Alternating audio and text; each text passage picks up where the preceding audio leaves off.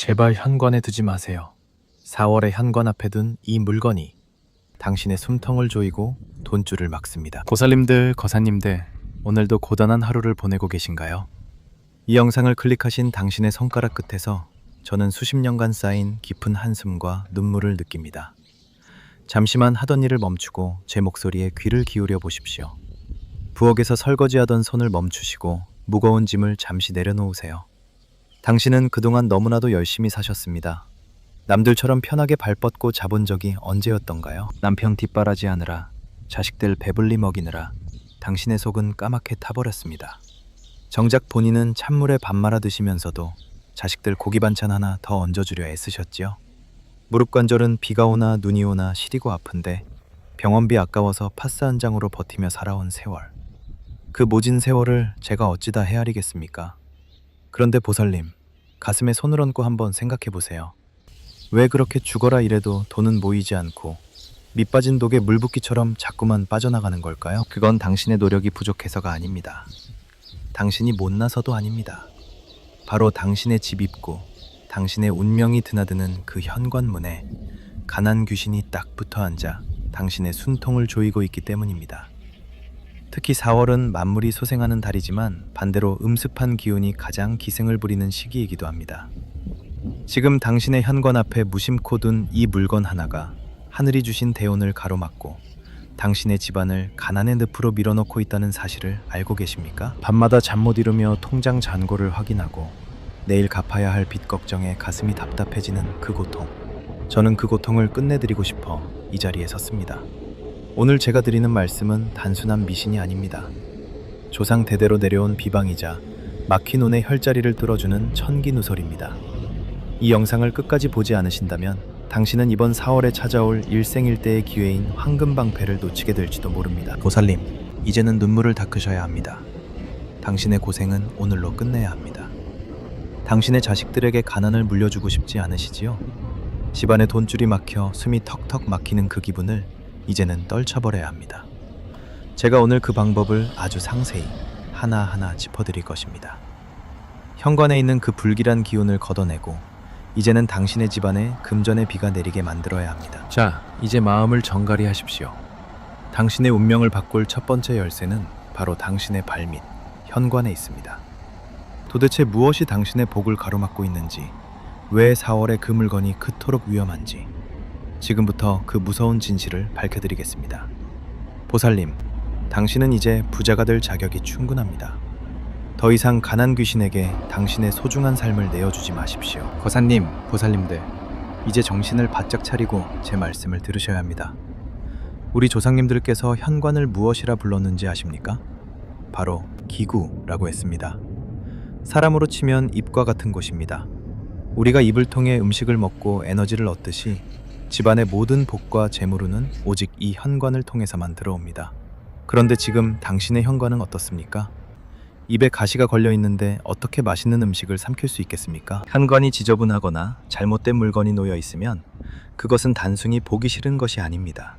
그것은 가난 귀신이 가장 좋아하는 먹잇감이 됩니다. 특히 4월은 만물이 깨어나는 시기이지만 동시에 겨울 내내 묵어있던 음습한 기운이 밖으로 터져나오는 시기입니다. 이때 현관에 이 물건을 두게 되면 밖에서 들어오려던 대웅임이 우기운이 현관 문턱을 넘져 그대로 발길을 도로는 데만. 이언을 던정한 자가 그러는한요. 가장 먼저 확인하셔야 할 것은 바로 현관 앞에 쌓여있는 잡동사니와 낡은 신발들입니다. 보살님, 혹시 나중에 신겠지 하며 1년 넘게 신지 않은 낡고 해진 신발을 현관에 방치하고 계시지는 않습니까? 낡은 신발은 죽은 기운을 내뿜습니다.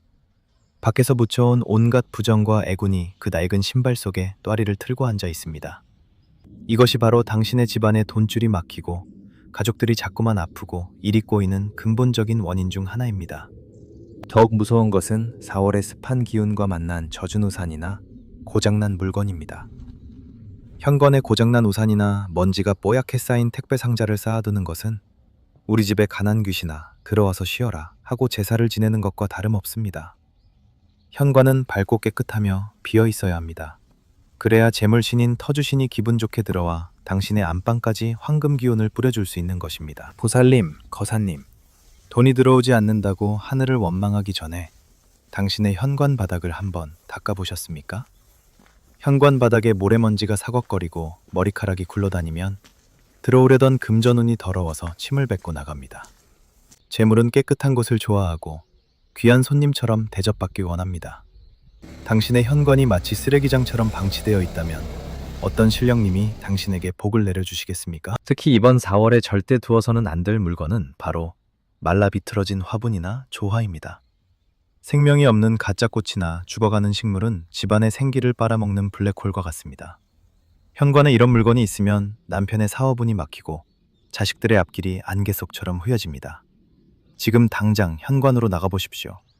무심코 놓아둔 그 물건이 당신의 목을 조르고 있지는 않은지 확인하셔야 합니다. 대운은 갑자기 하늘에서 뚝 떨어지는 것이 아닙니다. 막혀있던 기운의 통로를 뚫어줄 때 비로소 흐르기 시작합니다. 당신의 집안의 가난의 냄새가 진동하게 만드는 그 원흉들을 이제는 치워야 할 때입니다. 4월의 태양빛이 당신의 현관을 비추게 해야 합니다. 그래야만 비로소 가난 귀신이 보따리를 싸서 나가고 그 빈자리에 황금 같은 재물이 차곡차곡 쌓이게 될 것입니다. 보살님들, 가슴이 답답하시죠? 아차 싶으실 겁니다. 하지만 걱정하지 마십시오. 이제라도 알았으니 고치면 됩니다. 지금부터 제가 알려드리는 비방을 통해 그동안 막혔던 돈줄을 시원하게 뚫어버릴 수 있습니다. 자, 이제 가난 귀신을 쫓아내고 대운을 맞이할 준비가 되셨습니까? 보살님들, 거사님들, 제 이야기가 그저 책에 나오는 이론처럼 들리시나요? 아닙니다. 이것은 제가 직접 겪고 눈으로 확인한 서글프고도 찬란한 우리네 이웃의 실화입니다. 몇 년 전 부산의 어느 산동네에서 저를 찾아온 한 보살님이 계셨습니다. 환갑을 바라보는 나이에 마디마디 굵어진 손가락, 깊게 파인 미간의 주름. 그 보살님은 제 앞에 앉자마자 목 놓아 우셨습니다. 그 보살님의 삶은 참으로 기구했습니다. 남편은 젊은 시절 사업에 실패하고 술로 세월을 보내다 일찍 세상을 떠났고 하나뿐인 아들은 사기를 당해 큰 빚을 지고 행방이 묘연했습니다. 보살님은 식당 주방 일을 하며 하루 12시간씩 서서 일하셨지만 벌어들이는 족족 이자로 다 나가고 정작 본인은 머리 얹을 방 한 칸 마련하기 힘든 처지였지요. 스님, 저는 전생에 무슨 죄를 지었길래 이토록 모진 가난 속에서 살아야 합니까? 하며 통곡하시던 그 모습이 지금도 눈에 선합니다. 제가 그 보살님의 집을 직접 방문했을 때 저는 입구에서부터 가슴이 턱 막히는 것을 느꼈습니다. 그 좁은 현관에는 고인이 된 남편이 생전에 신던 낡은 구두가 10년이 넘도록 방치되어 있었고 문 앞에는 썩어가는 박스더미와 녹슨 우산들이 어지럽게 널려 있었습니다. 심지어 현관 거울은 금이 간 채 먼지가 뽀얗게 쌓여 있었죠. 그것은 입구가 아니라 가난 귀신이 대대손손 뿌리를 내리고 살기에 가장 좋은 감옥과 같았습니다. 제가 보살님께 말씀드렸습니다. 보살님, 오늘 당장 이 낡은 구두들을 버리십시오. 그리고 이 녹슨 우산과 먼지 쌓인 잡동사니들을 단 하나도 남김없이 치우셔야 합니다. 이것들이 당신의 아들 앞길을 막고 있고 당신의 무릎을 아프게 하는 원흉입니다.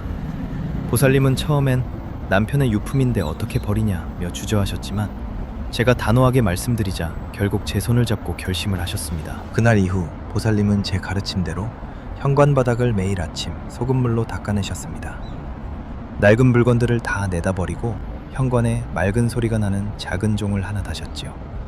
그리고 4월의 기운이 가장 좋은 날, 제가 알려드린 비방대로 붉은 팥과 천일염을 사용해 집안의 묵은 애군을 씻어내는 의식을 치렀습니다. 보살님은 매일 아침 현관을 닦으며 이제 우리 집에 복만 들어오세요 라고 간절히 기도하셨다고 합니다. 그런데 보살님들, 정말 믿기지 않는 일이 벌어졌습니다. 딱 49일째 되던 날이었습니다. 연락이 끊겼던 아들에게서 전화가 왔습니다. 타지에서 고생하며 막노동을 하던 아들이 우연히 만난 귀인의 도움으로 작은 사업을 시작하게 되었고 그 사업이 대박이 터져 빚을 청산하고 어머니를 모시러 오겠다는 소식이었습니다. 그뿐만이 아닙니다. 보살님이 일하던 식당 주인이 갑자기 가게를 넘기겠다며 오랫동안 성실히 일해온 보살님에게 아주 유리한 조건으로 가게를 인수할 기회를 주었습니다. 방 한 칸 마련하기 힘들었던 그 보살님은 지금 어떻게 지내고 계실까요? 지금은 부산에서 아주 유명한 식당의 사장님이 되셨고 아들과 함께 번듯한 아파트에서 손주들의 재롱을 보며 웃음꽃을 피우고 계십니다.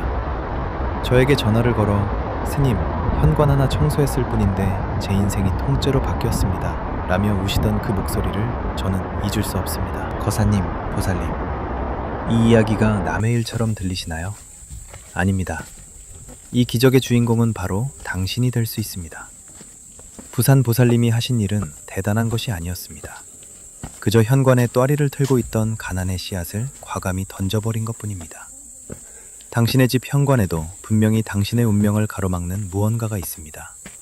그것을 찾아내어 치우는 순간 당신의 인생도 부산 보살님처럼 찬란한 황금빛으로 빛나게 될 것입니다. 자, 보살님들, 거사님들, 이제 귀를 더 쫑긋 세우고 집중해 주십시오. 부산 보살님이 인생을 바꿨던 그 구체적인 비방, 지금부터 제가 하나하나 손을 잡고 가르쳐 드리듯이 아주 상세히 알려드리겠습니다. 4월은 나무에 물이 오르고 땅의 기운이 솟구치는 시기입니다. 이 에너지를 우리 집 안방까지 끌어들이기 위해 지금 당장 현관으로 나가보십시오. 가장 먼저 하셔야 할 일은 비우기입니다. 제가 앞서 말씀드린 낡고 해진 신발, 고장난 우산, 먼지 쌓인 택배 상자들을 오늘 당장 내다버리십시오. 아깝다고 생각하지 마세요. 그것은 물건이 아니라 가난의 씨앗입니다. 특히 1년 이상 신지 않은 신발은 죽은 기운을 내뿜어 당신의 발걸음을 무겁게 만듭니다. 현관 바닥이 훤히 드러나게 깨끗이 치우는 것, 그것이 대운을 맞이하는 첫 번째 예의입니다. 그 다음은 청소와 정화입니다. 그냥 물걸레로 닦는 것이 아닙니다. 천일염 한 줌 준비하십시오. 소금은 예로부터 부정하고 사악한 기운을 물리치는 가장 강력한 도구였습니다. 따뜻한 물에 천일염을 한 숟가락 녹인 뒤 그 물에 깨끗한 수건을 적셔 현관 바닥과 문 손잡이 그리고 현관문 안팎을 정성스럽게 닦아내십시오. 내 집에 가난 귀신은 물러가고 황금 같은 재물운만 들어오라고 마음속으로 간절히 염원하며 닦으셔야 합니다. 이제 비방의 핵심인 붉은 팥을 사용할 차례입니다. 작은 종이컵이나 사기 그릇에 생팥을 한 줌 담으십시오. 팥의 붉은색은 양의 기운을 상징하여 음습한 가의 기운을 막아줍니다. 이 팥그릇을 현관 신발장 안쪽 구석이나 잘 보이지 않는 구석에 두십시오. 이것이 바로 당신의 집을 지키는 황금방패가 됩니다. 4월 한 달 동안 당신의 집으로 들어오려는 애군을 이 팥이 대신 다 받아내 줄 것입니다. 또한 현관에 맑은 소리가 나는 종식광은 하나 다 달아두는 것도 매우 좋습니다. 문이 열리고 닫힐 때마다 들리는 챙그랑 하는 맑은 금소금은 정체된 기운을 깨우고 재물신인 터주신을 기쁘게 합니다. 소리가 둔탁하거나 깨진 종은 절대 안 됩니다. 맑고 청아한 소리가 울려 퍼질 때마다 당신의 집안으로 금전의 기운이 진동하며 들어오게 됩니다. 마지막으로 가장 중요한 것은 조명입니다. 현관은 우리 집의 얼굴입니다. 어두컴컴한 현관은 가난 귀신이 가장 좋아하는 서식지입니다. 혹시 현관 전등이 깜빡거리거나 너무 어둡지는 않습니까? 당장 밝은 전구로 교체하십시오. 현관이 환해야 복이 길을 잃지 않고 당신의 집으로 찾아옵니다. 밤낮으로 현관이 밝게 빛나고 있다면 재물운은 자연스럽게 당신의 문턱을 넘게 될 것입니다. 보살님, 거사님, 이 모든 과정에서 가장 중요한 비방은 바로 당신의 간절함입니다. 소금을 뿌리고 팥을 놓는 행위 하나하나에 이제는 정말 잘 살고 싶다, 우리 자식들 앞길이 활짝 열렸으면 좋겠다는 뜨거운 마음을 담으십시오. 4월의 화창한 햇살이 당신의 깨끗해진 현관을 비추는 그 순간 당신의 막혔던 금전운도 시원하게 뚫리기 시작할 것입니다. 자, 보살님들, 거사님들, 이제 모든 준비가 끝났습니다.